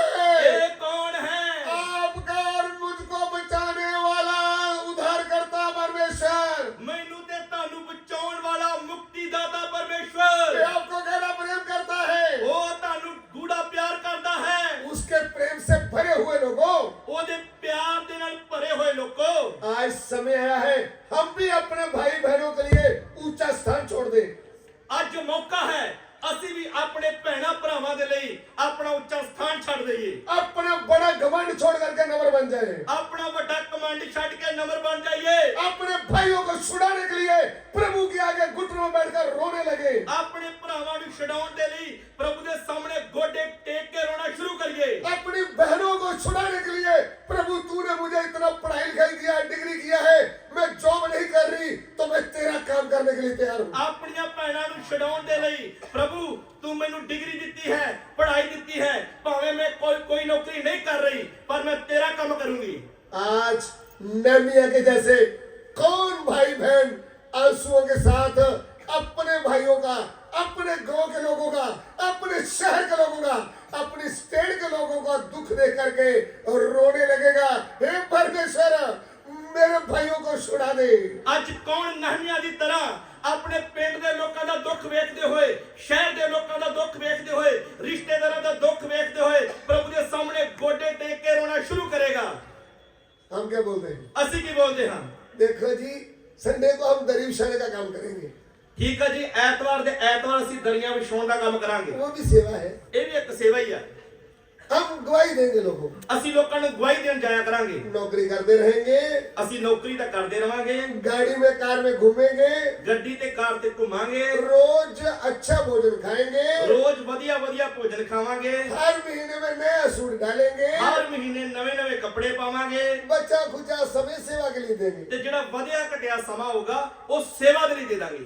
आप नहमिया को याद रखें, ਤੁਸੀਂ ਨਹਮੀਆ ਨੂੰ ਯਾਦ ਰੱਖੀਏ, आप मूसा को याद रखें, ਤੁਸੀਂ मूसा ਨੂੰ ਯਾਦ ਰੱਖੀਏ, आप प्रभु यीशु के प्रेम को याद रखें, ਤੁਸੀਂ ਪ੍ਰਭੂ ਯੀਸ਼ੂ ਦੇ ਪਿਆਰ ਨੂੰ ਯਾਦ ਰੱਖੀਏ। जो आपके सामने सबको छोड़कर प्रभु यीशु की सेवा में लगे हुए हैं, उनको भी हम देख लें। ਔਰ ਜੋ ਆਪਣਾ ਸਭ ਕੁਝ ਛੱਡਦੇ ਹੋਏ ਪ੍ਰਭੂ ਦੀ ਸੇਵਾ ਦੇ ਵਿੱਚ ਲੱਗੇ ਹੋਏ ਹਨ, ਉਹਨਾਂ ਵੱਲ ਵੀ ਵੇਖ ਲਈਏ। आज समय है हमारे लोगों के लिए रोने का, ਅੱਜ ਮੌਕਾ ਹੈ ਆਪਣੇ ਲੋਕਾਂ ਦੇ ਲਈ ਰੋਣ ਦਾ।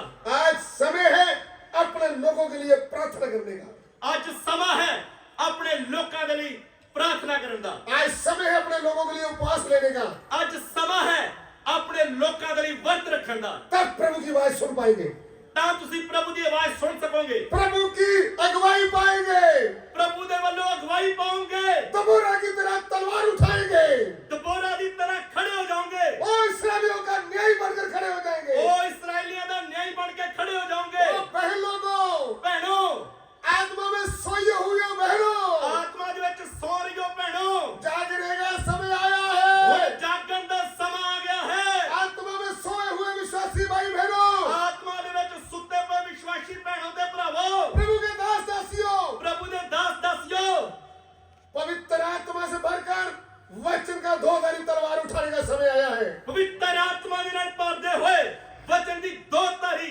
ਤਲਵਾਰ ਚੁੱਕਣ ਦਾ ਸਮਾਂ ਆਇਆ ਹੈ। हालेलुया। ਹਾਲੇਲੂਇਆ।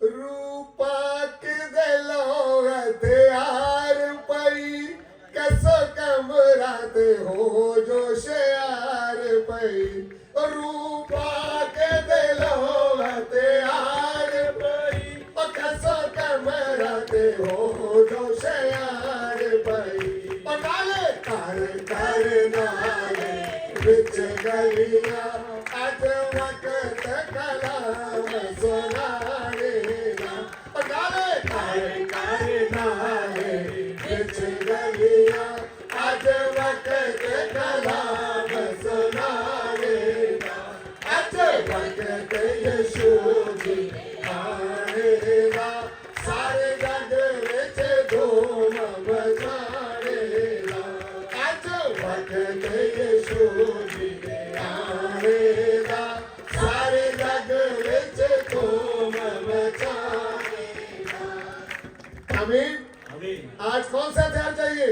ਅੱਜ ਕਿਹੜੇ ਹਥਿਆਰ ਚਾਹੀਦੇ ਹਨ? पवित्र आत्मा के आत्मिक हथियार, ਪਵਿੱਤਰ ਆਤਮਾ ਦੇ ਆਤਮਿਕ ਹਥਿਆਰ, परमेश्वर का वचन धोधारी तलवार, ਪਰਮੇਸ਼ਰ ਦਾ ਵਚਨ ਜੋ ਦੋ ਧਾਰੀ ਤਲਵਾਰ ਹੈ, वो उठाने का समय आ गया है। ਉਹ ਚੁੱਕਣ ਦਾ ਸਮਾਂ ਆ ਗਿਆ ਹੈ। वो अपने भाइयों बहनों के कष्ट को दुख देखने का समय आया है। ਆਪਣੇ ਭੈਣਾਂ ਭਰਾਵਾਂ ਦੇ ਦੁੱਖ ਨੂੰ ਵੇਖਣ ਦਾ ਸਮਾਂ आ गया है। अनपढ़ लोग पवित्र आत्मा की सामर्थ से खड़े होने का समय आया है। ਅਨਪੜ੍ਹ ਲੋਕ ਪਵਿੱਤਰ ਆਤਮਾ ਦੀ ਸਾਮਰਥ ਦੇ ਨਾਲ ਖੜੇ ਹੋਣ ਦਾ ਸਮਾਂ ਆਇਆ ਹੈ। बड़े लोग प्रभु की आवाज सुनकर यीशु मसीह का वचन सुनाने का समय आ गया है। ਪੜ੍ਹੇ ਲਿਖੇ ਲੋਕ ਪ੍ਰਭु ਦੀ ਆਵਾਜ਼ ਸੁਣ ਕੇ ਯੀਸ਼ੂ ਮਸੀਹ ਦਾ ਵਚਨ ਸੁਣਾਉਣ ਦਾ ਸਮਾਂ ਆ ਗਿਆ ਹੈ। आइए हम सिरों को झुकाएं, ਆइए ਅਸੀਂ ਆਪਣੇ ਸਿਰਾਂ ਨੂੰ ਝੁਕਾਈਏ, अपने घुटनों को देखें, ਆਪਣੇ ਗੋਡਿਆਂ ਨੂੰ ਟੇਕ ਲਈਏ। आप प्रभु से कहें, ਤੁਸੀਂ ਪ੍ਰਭु ਨੂੰ ਬੋਲੋ, ओ प्रभु, ਪ੍ਰਭु मैं आपका काम करने के लिए तैयार हूँ। ਮੈਂ ਤੇਰਾ ਕੰਮ ਕਰਨ ਦੇ ਲਈ ਤਿਆਰ ਹਾਂ। हे परमेश्वर, हे परमेश्वर, मुझे उठा ਮੈਨੂੰ ਉਠਾ, और मुझे हाथ में ले। ਮੈਨੂੰ ਆਪਣੇ ਹੱਥ ਦੇ ਵਿੱਚ ਲੈ ਲਾ। हे परमेश्वर, हे परमेश्वर, तूने पत्थर को हाथ में लिया, ਤੂੰ ਪੱਥਰਾਂ ਨੂੰ ਹੱਥ ਵਿੱਚ ਲਿਆ, गोलियत को गिरा दिया। ਵੱਡੇ ਗੋਲੀਅਤ ਨੂੰ ਡੇਗ ਦਿੱਤਾ। प्रभु तूने लकड़ी की लाठी को हाथ में लिया, ਪ੍ਰਭੂ ਤੂੰ ਇੱਕ ਲੱਕੜੀ ਨੂੰ ਹੱਥ ਵਿੱਚ ਲਿਆ, लाल समुद्र को फाड़ कर रास्ता बना दिया। ਲਾਲ ਸਮੁੰਦਰ ਨੂੰ ਚੀਰ ਕੇ ਰੱਖ ਕੇ ਰਾਸਤਾ ਬਣਾ ਦਿੱਤਾ। प्रभु ਪ੍ਰਭੂ तूने एक मछली से काम लिया, ਤੂੰ ਇੱਕ ਮੱਛੀ ਤੋਂ ਕੰਮ ਲੈ ਲਿਆ, यूना की मूर्खता दूर कर दिया। ਗਿਨਾਹ ਦੀ ਮੂਰਖਤਾਈ ਨੂੰ ਦੂਰ ਕਰ ਦਿੱਤਾ। तूने गदी से काम लिया, ਤੂੰ ਗਦੀ ਤੋਂ ਕੰਮ ਲਿਆ, बलियाम नबी का मूर्खता दूर कर दिया। ਤੂੰ ਆਮ ਨਬੀ ਦੀ ਮੂਰਖਤਾਈ ਦੂਰ ਕਰ ਦਿੱਤੀ। तूने एक चीटे से काम लिया, ਤੂੰ ਕੀੜੀ ਤੋਂ ਕੰਮ ਲਿਆ, चीटे से। ਕੀੜੇ ਤੋਂ। प्रभु ਪ੍ਰਭੂ क्या मैं उनसे भी क्या गुजरा हूँ? ਕੀ ਮੈਂ ਉਹਨਾਂ ਤੋਂ ਵੀ ਰਿਹਾ ਗੁਜ਼ਰਿਆ ਹਾਂ। हे परमेश्वर, हे परमेश्वर मुझे अपने हाथ में ले। ਮੈਨੂੰ ਆਪਣੇ ਹੱਥ ਵਿੱਚ ਲੈ ਲਾ। हे प्रभु